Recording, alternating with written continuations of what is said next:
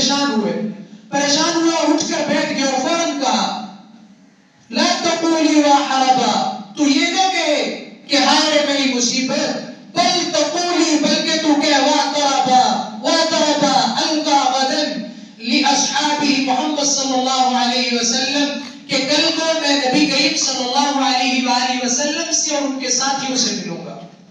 تو مومن کے لیے جو موت ہے یہ تحفہ ہے، یہ اللہ تبارک و تعالیٰ کی طرف سے نعمت ہے جس کے ذریعے اللہ تبارک و تعالیٰ سے مومن کی ملاقات ہوتی ہے۔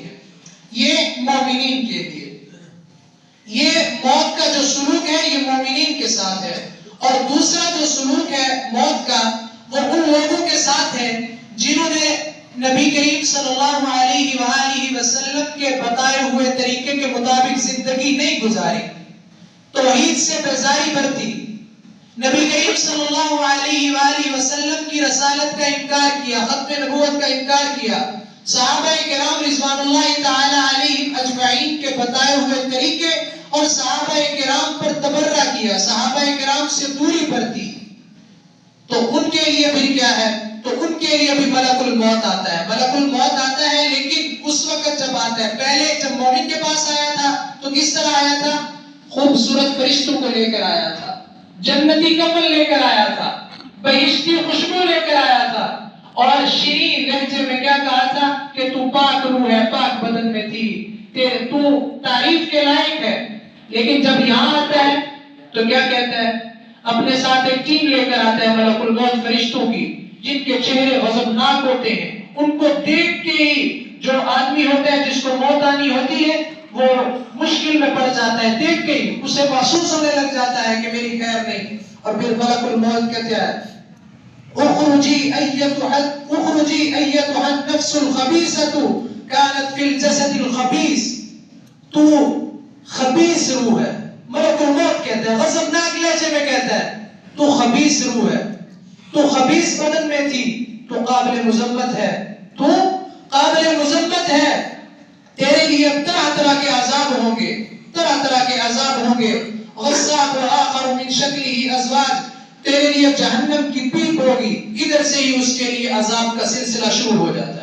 تو یہ دو روپ ہیں، ان میں سے پہلا روپ مومن کے ساتھ، موت کا جو روپ ہے پہلا مومن کے ساتھ، اور دوسرا وہ جنہوں نے نبی کریم صلی اللہ علیہ وآلہ وسلم کے بتائے ہوئے طریقے کے مطابق زندگی نہیں گزاری۔ اب نتیجہ ہمیں حاصل ہو گیا، اگر ہم نبی کریم صلی اللہ علیہ وآلہ وسلم کے بتائے ہوئے طریقے کے مطابق زندگی گزارتے ہیں تو ہمارا حشر اچھا ہوگا، اور اگر ہم نبی کریم صلی اللہ علیہ وآلہ وسلم کے بتائے ہوئے طریقے کے مطابق زندگی نہیں گزارتے تو ہمارا حشر اچھا نہیں ہوگا۔ اب ایک مثال سے بات سمجھیے کہ اب استاد ہے، امتحان کا زمانہ آتا ہے، استاد اپنے شاگرد کو کہتا ہے بیٹا محنت کرو، اگر محنت نہیں کرو گے تو مشکل میں پڑ جاؤ گے۔ مریض ڈاکٹر کے پاس جاتا ہے، ڈاکٹر کہتا ہے بھائی پرہیز کرو، بد پرہیزی نہیں کرنی۔ ایک افسر ہے، افسر اپنے ماتحت افسروں کو کہتا ہے کہ بھئی یہ کام آپ کے ذمہ ہے، اسے آپ نے پورا کرنا ہے۔ اگر طالب علم محنت نہیں کرتا تو استاد اسے کہے گا کہ بھئی محنت کرو ورنہ نتیجہ بہت خطرناک آئے گا۔ مریض اگر پرہیز نہیں کرتا تو ڈاکٹر اسے کہتا ہے کہ بھئی بد پرہیزی مت کرو نہیں تو نتیجہ بہت برا آئے گا۔ اسی طرح افسر کی اگر بات ماتحت افسر نہیں مانتے تو وہ یہ کہتا ہے کہ بھئی مہربانی کرو، پورا کرو اپنا کام، اگر پورا نہیں کرو گے تو بہت خطرہ ہے آپ کے لیے۔ تو اسی طرح اللہ تبارک و تعالی بھی ہمیں جا بجا اس دنیا کے اندر بتا رہے ہیں، ہمارے لیے کنائے ہیں، اشارات ہیں کہ بھئی نبی کریم صلی اللہ علیہ وآلہ وسلم جو دین لے کر آئے اس کے مطابق زندگی گزارو۔ ہم مثال کے طور پر سیلاب آتا ہے، ایک پوری بستی مٹ جاتی ہے، نام و نشان ختم ہو جاتا ہے، اس میں ہمارے لیے اشارہ ہے، کنایہ ہے، ہمیں بتایا جا رہا ہے، وارننگ ہے کہ بھئی خیال کرو، موت کی تیاری کرو، تمہارے اوپر بھی یہ وقت آ سکتا ہے۔ ہوائی جہاز کا حادثہ ہوتا ہے، ایک گوشت کا ٹکڑا تک نہیں ملتا، بڑے بڑے لوگ اس میں ختم ہو جاتے ہیں، ہمارے لیے وارننگ ہے۔ گھر سے شادی کے لیے نکلتے ہیں، ترانے گاتے ہوئے نکلتے ہیں، راستے میں ملک الموت پکڑ لیتا ہے، بارات کے اہم لوگ لقمہ اجل بن جاتے ہیں، سسرال والوں کی طرف بھی قیامت برپا، والدین بھی بے ہوش، ہر چیز ختم ہو گئی، یہ وارننگ ہے ہمارے لیے. روز کے ہم جنازے اٹھا رہے ہیں، لاؤڈ اسپیکروں میں اعلان ہو رہا ہوتا ہے کہ فلاں آدمی اللہ کو پیارے ہوں گے، 10 بجے اس کا نماز جنازہ ہے. ہم نماز جنازہ میں جمع ہو جاتے ہیں. وہ بڑا افسر تھا، بڑے تعلق والا تھا، لینڈ لارڈ تھا، ہم اس کے جنازے میں جمع ہو گئے.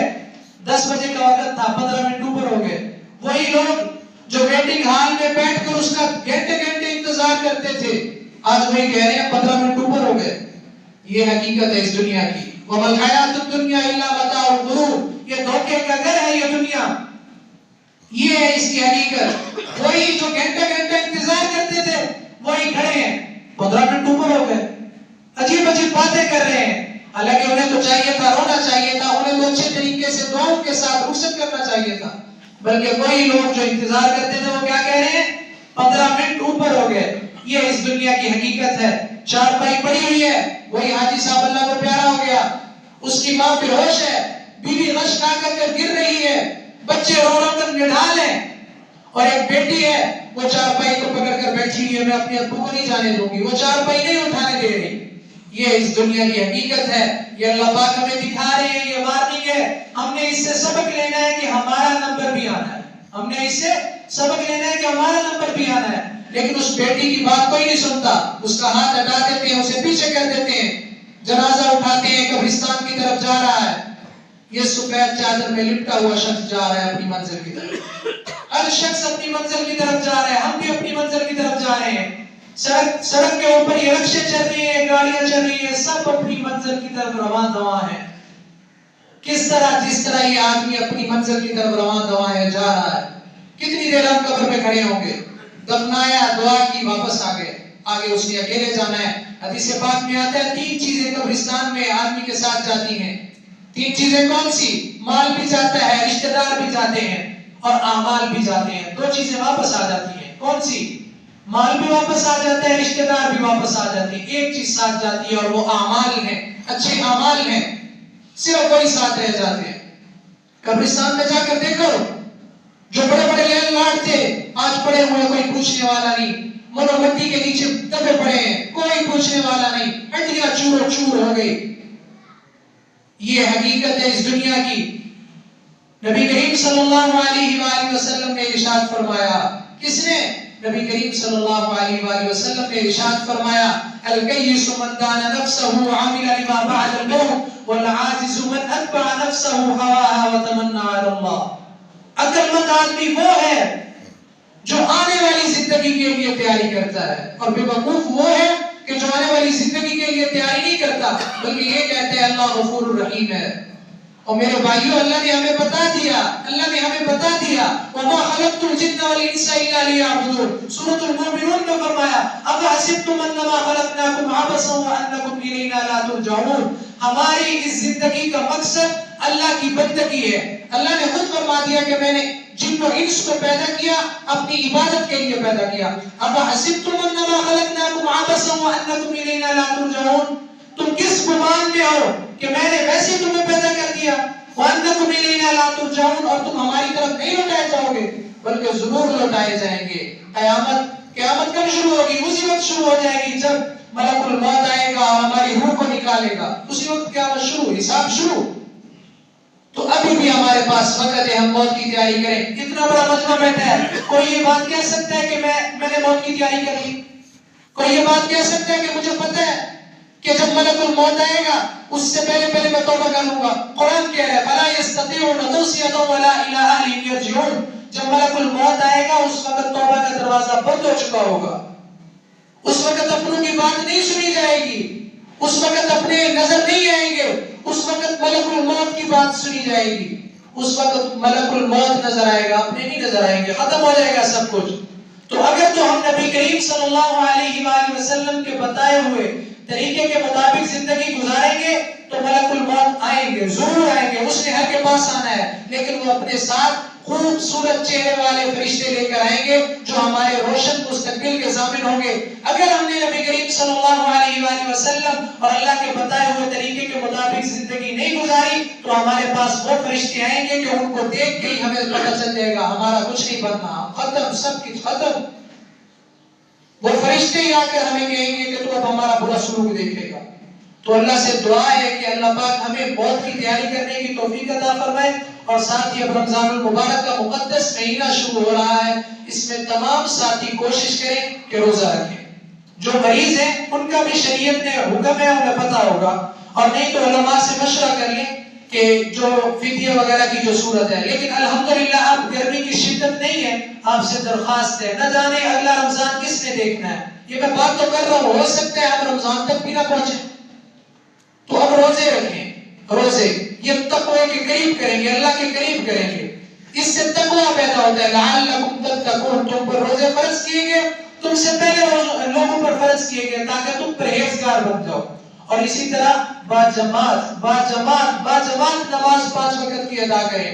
جو گھروں میں نماز ادا کرتے ہیں، نبی کریم صلی اللہ علیہ وآلہ وسلم کا ارشاد ہے جس کا مفہوم ہے کہ میرا دل کرتا ہے کہ میں نوجوانوں کو ساتھ لوں اور اس کے گھروں کو جا کر آگ لگا دوں۔ جو گھروں میں نماز ادا کرتے ہیں، لیکن مجھے ڈر ہے کہ گھروں میں بچے بھی ہیں اور خواتین بھی ہیں اور بوڑھے بھی ہیں، تو اس لیے رمضان آ رہا ہے، روزے رکھیں اور اسی طرح باجماعت نماز ادا کریں، قرآن کریم کو تراویح میں سننے کا اہتمام کریں، اور اسی طرح خود بھی قرآن کریم کی تلاوت کریں۔ اگر ہم روزے رکھیں گے، قرآن کریم کی تلاوت کریں گے، حدیث پاک کا مفہوم ہے کہ قیامت کے دن روزہ بھی سفارش کرے گا اور قرآن کریم بھی سفارش کرے گا۔ قرآن کریم بھی اور روزے نے قیامت کے دن جس کے حق میں گواہی دے دی تو انشاءاللہ اللہ تبارک و تعالی اس کے ساتھ نرمی والا، فضل والا معاملہ فرمائیں۔ وما علینا الا البلاغ۔ سنت ادا فرمائیں۔